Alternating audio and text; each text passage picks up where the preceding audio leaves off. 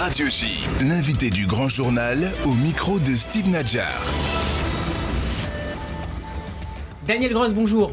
Bonjour. Et merci d'avoir accepté notre invitation. Vous êtes l'un des meilleurs journalistes économiques américains. Vous avez écrit notamment pour le New York Times, Newsweek ou encore Bloomberg News. Et vous signez une biographie événement en anglais consacrée à l'une des grandes figures financières du XXe siècle et l'une des personnalités les plus fascinantes du monde juif au siècle dernier. Le banquier Edmond Safra, Banker's Journey, publié aux éditions Radius, revient sur un parcours totalement fascinant de Beyrouth à Monaco, en passant par le Brésil et Genève. Je salue également Seth Goldschlager qui assure la traduction. Bonjour à vous. Merci, bonjour. Qu'est-ce qui vous a fasciné, Daniel Gross, dans ce personnage que l'ancien patron de la Banque mondiale avait qualifié de plus grand banquier de sa génération?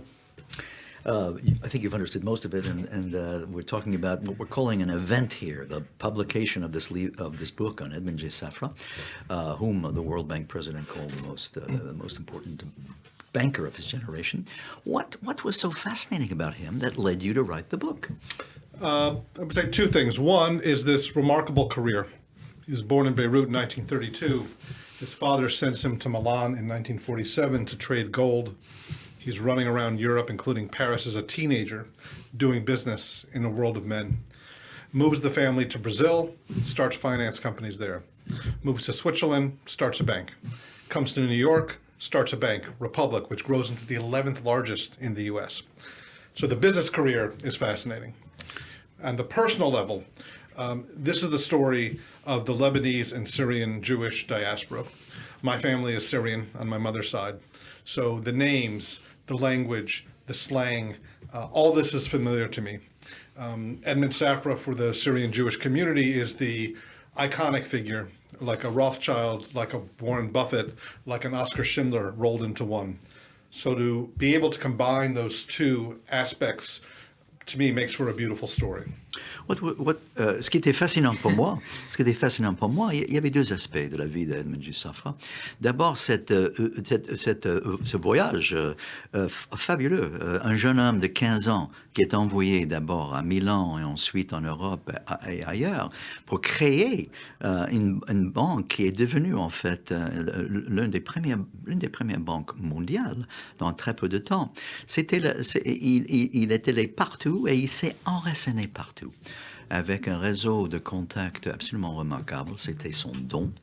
Et puis, en plus, il y avait cet autre aspect, qui était très important aussi. C'était le fait qu'il est devenu vraiment une légende vivante dans son temps dans la communauté juive séfarade dans le monde. Il a appartenu à cette communauté juive séfarade, étant donné qu'il a commencé à Alep. Et puis, Dan lui-même a dit qu'il est, en fait, lui-même, il trace ses racines à cette communauté à Alep en Syrie. Et donc, c'était l'aspect de cette personne qui était sauveteur, dans un sens, de la communauté séfarade toute sa vie. Et puis, l'aspect de ce monde de finance dans lequel il n'a jamais oublié ses principes de base qui étaient la confiance de ses clients. Alors à la suite justement de son père Jacob, Edmond Safra, vous le disiez, va bâtir un empire qu'il revendra par la suite au réseau HSBC pour 10 milliards de dollars. Mais à vos yeux, Daniel Gross, c'est un banquier assez singulier, assez extraordinaire, en tout cas différent, humble, dont la devise est « la banque est un business assez simple », assez élémentairement stupide même, protéger les fonds confiés par ses clients. Est-ce qu'il était considéré comme un personnage assez hors norme par ses pairs, par ses concurrents aussi? Was Edmond Safra considered somebody rather different from other people in banking? He seems to have, of course, followed the advice of his father. Never forget the interests of your client. But it seems that, strangely enough, he was considered as an outsider by others. So he was very much so different than his peers. People said he had the mentality of the 19th century, but deploying that in the 20th century. So he was very different from American bankers, the style of business. He would not lend to somebody that he didn't know or that he didn't think would pay him back. He felt his first responsibility was to the depositors, to the people who gave him the money to trust. And that goes back to the way a banker operated in Aleppo or Beirut, where there was no such government support or bailouts. Absolument, Steve. C'était quelqu'un à part. Hein?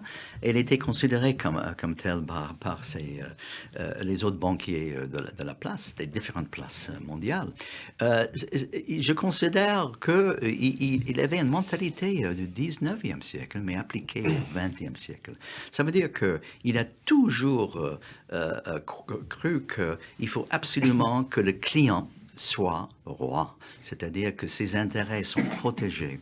Et c'est ça qui est différente dans certains aspects des autres banques mondiales. Et vous écrivez d'ailleurs à ce propos, Daniel Gross, qu'il avait de manière presque instinctive la conscience de la place de la perte dans la vie. La vie, c'est aussi apprendre à perdre, expliquent d'ailleurs certains grands sages du monde juif. And it seems also, Dan, that he understood that losing can also be part of life and of banking, and and that was actually a lesson from the wise the sages of Judaism. In fact, over time, was that something that he really thought of, or was that something anathema to him? He disliked taking losses and would often, hedge, which is to say, he would buy gold today, but then sell a portion of it to lock in a profit. His father always told him, make $1 a day, but make sure you make $1 a day. Take the sure thing. And in a very uncertain world, you have to remember, he was born in Beirut in the 1930s. He owned a bank there his whole life, but he saw that world disintegrate in front of his eyes. He comes to Europe in the 1940s. This is after the war and the Holocaust. We see the uncertainty. For him, in a world of displacement, the idea was that his banks would be solid, that they would be safe and provide security first. En fait, Steve, il n'a pas du tout aimé perdre, parce qu'il n'a pas du tout aimé perdre pour ses clients, qui lui a confié leur économie. En fait, il a vu un monde qui s'est beaucoup changé pendant sa vie. Il y avait bien évidemment l'Holocauste, la guerre, etc. Et puis c'était après ça qu'il a pu créer un réseau bancaire extraordinaire. Alors pour lui, c'était plus sûr, et c'était une devise dont avait beaucoup parlé son père.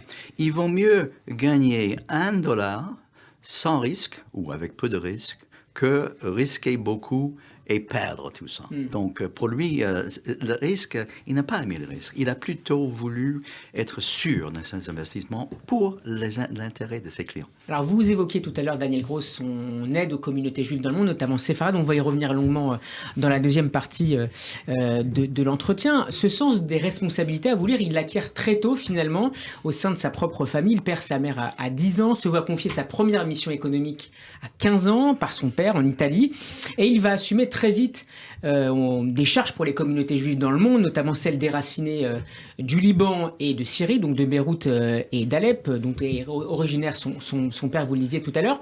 Ce sens des responsabilités, c'est ce qui explique, selon vous, son impressionnante urgence d'agir. The responsibility that he felt to act, to do business, to expand, was that because he saw the fragility of life around him? He lost his mother at 10. He was sent to start businesses at 15. He saw the diaspora everywhere, where the Jews of the Middle East had to fend for themselves. Was this sense? Was it a responsibility he felt to protect them? Well, he was an entrepreneur. He was a rich man. He was born a rich man, but he was still an entrepreneur. So he loved to build. And he saw a connection between his personal and business success and the well-being, not just of his family, but of his community. And the community was Jews from Beirut, Jews from Syria, and then now they're in Argentina, Brazil, Panama, New York, Europe, and they're struggling. In Beirut and Aleppo, there were official councils that helped Jewish people, that managed the affairs. In the diaspora, there was Edmond Safra. That everyone in the world came to him. We need a synagogue. Someone is hungry. Somebody needs an operation. He was the person they came to.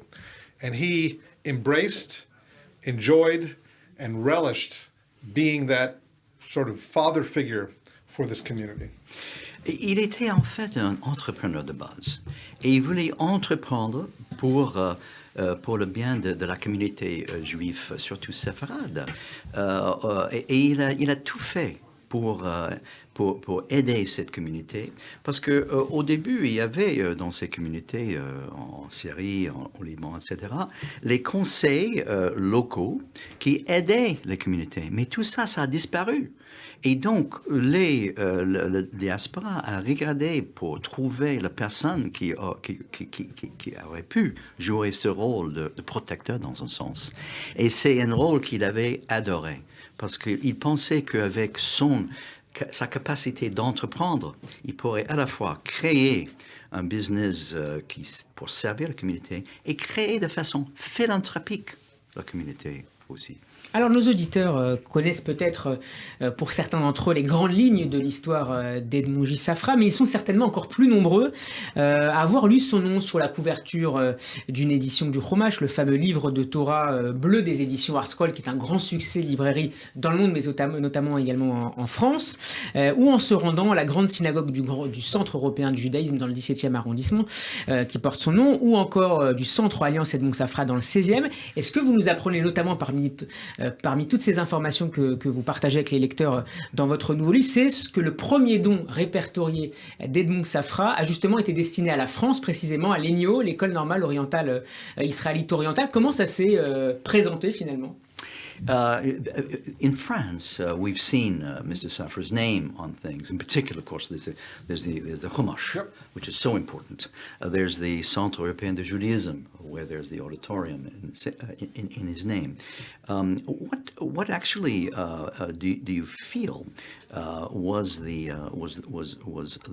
thing that was most important in his relations with France? What was it? So I say in the book that he was a child of Wadi Abu Jamil, which is the Jewish neighborhood in Beirut, the Jewish quarter of Beirut. But he was also, to a degree, a child of France. Beirut in the 1930s and 1940s, French was the language of business. He lived on Rue Georges Picot. He went to school at the Alliance. His teachers were Madame and Monsieur. So he was educated in French. He was in Paris when he was 16 for several months doing business. From his early 20s throughout his entire life, he would spend the summer in the south of France. His banks had offices in Paris. He had an apartment here. Most of the documents that I reviewed of his correspondence are in French.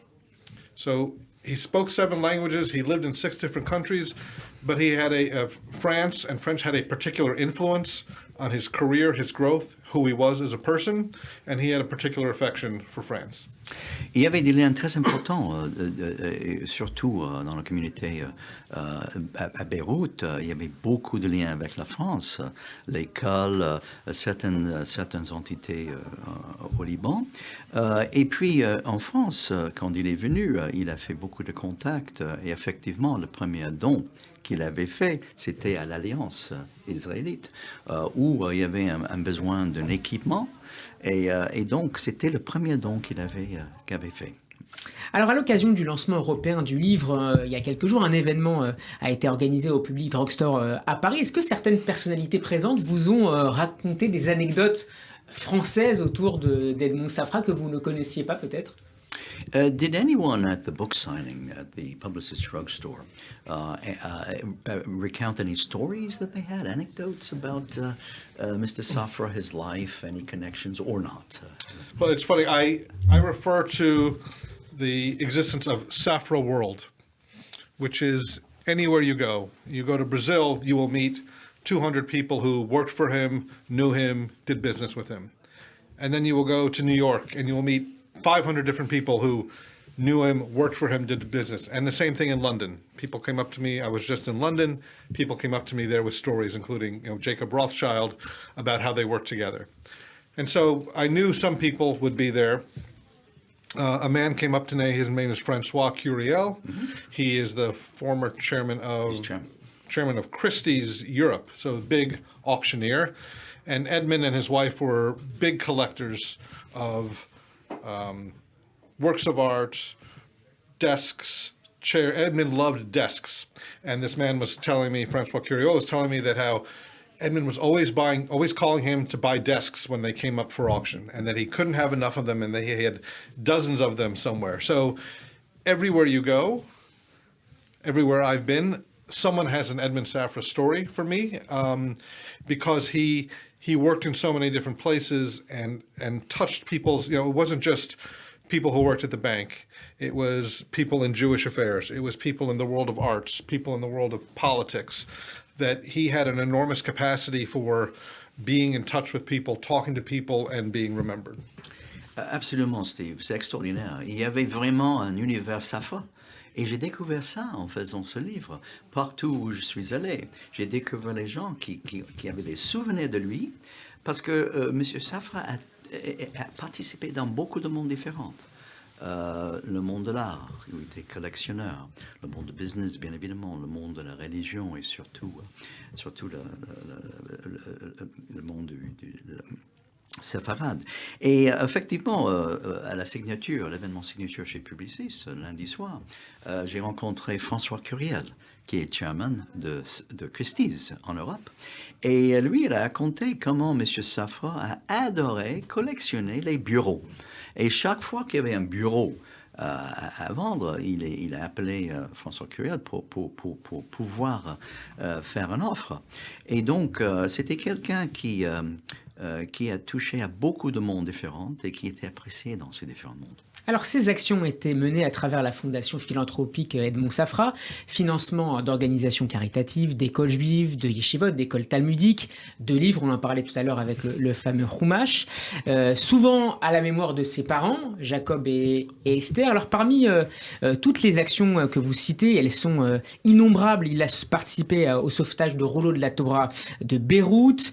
Il a agi également en coulisses pour protéger le cimetière juif d'Égypte. Et puis, il a financé, vous parlez de Syrie tout à l'heure, le billet d'avion pour que les derniers juifs de Syrie quittent leur territoire. Parmi toutes ces incroyables actions, laquelle a particulièrement retenu votre attention, Daniel Gross?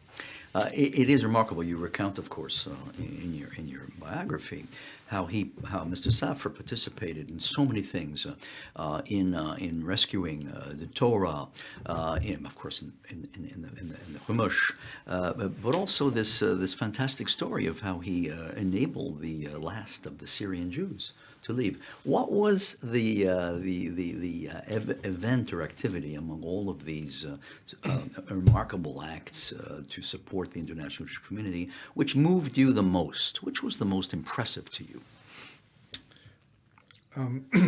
So he acted on behalf of institutions, like protecting an Egyptian cemetery or Torahs, trying to bring them out. But to me, the moving stories are the ones about the people.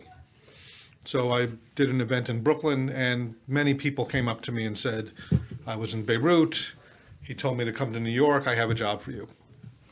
These are people, who are still alive. And there are many, many stories like that. In 1994, there were still 4,000 Jews left in Syria. Assad was a terrible dictator. He wouldn't let them go. And there was a moment when the West was prevailing upon Assad, saying, we can provide you with financing. You should really think about letting the Jews leave. And he says, well, I don't want to tell the Syrians that it's okay to leave the country and not come back. So they all have to buy round-trip plane tickets. And then they can go. And so somebody calls Edmond Safra on the phone and said, we need 4,000 round-trip plane tickets from Syria to New York. And he says, here's a check for $4 million. Buy the tickets.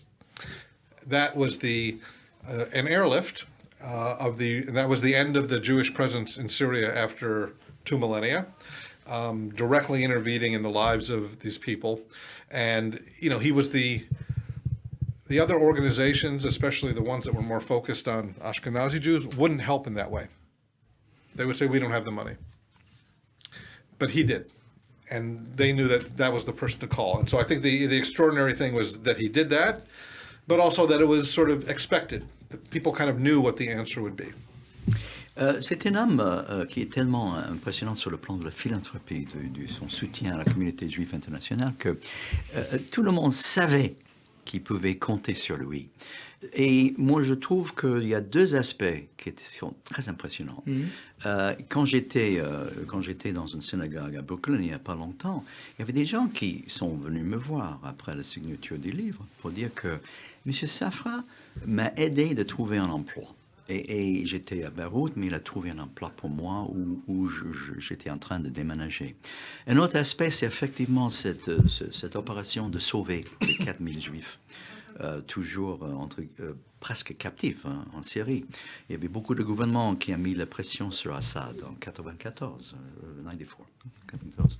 Et puis, il manquait quoi? Il manquait le financement pour 4000 allers-retours, parce que c'était ça la demande d'Assad, en avion. Et donc, M. Safra n'a pas hésité un instant. Il a dit voilà un chèque pour ces billets, 4 millions de dollars.